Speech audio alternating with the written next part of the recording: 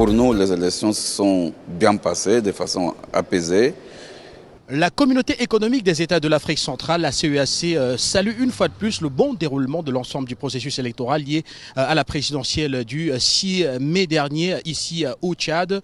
Le président de la commission, Gilberto da Piedade Verissimo, s'est rendu en personne ici au ministère des Affaires étrangères pour une fois de plus réitérer les belles observations faites par la mission qui a été déployée sur place par l'organisation sous-régionale.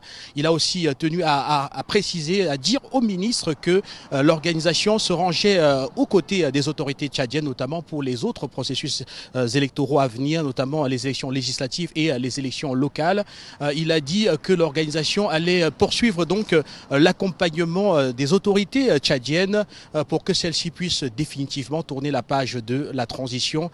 Et le ministre en personne lui a rappelé que le processus électoral suivait son cours, notamment avec l'examen en ce moment des différents recours des candidats devant le Conseil constitutionnel, lesquels recours devraient donc se terminer par, bien sûr, la proclamation définitive des résultats.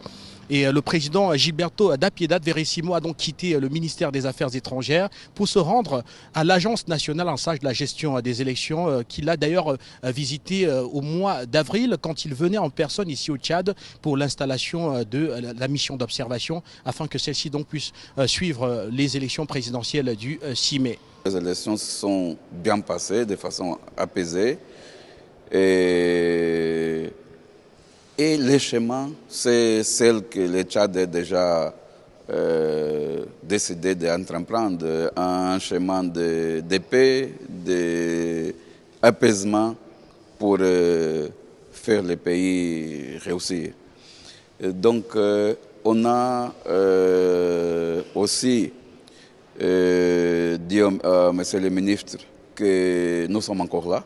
La CEAC est là dans cette phase jusqu'à la publication définitive des résultats. Et après, la CEAC va continuer à accompagner le Tchad jusqu'au boucler de tous les procès, de tous les processus. Parce que vous savez que ça a été seulement l'élection présidentielle, mais il manque encore l'élection législative et locale.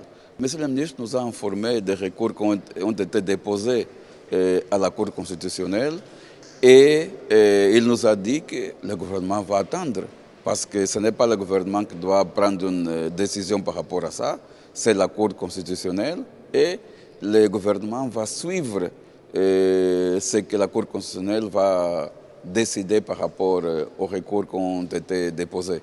C'est ça que c'est aussi important. Parce que ça nous rassure que l'apaisement va se garder.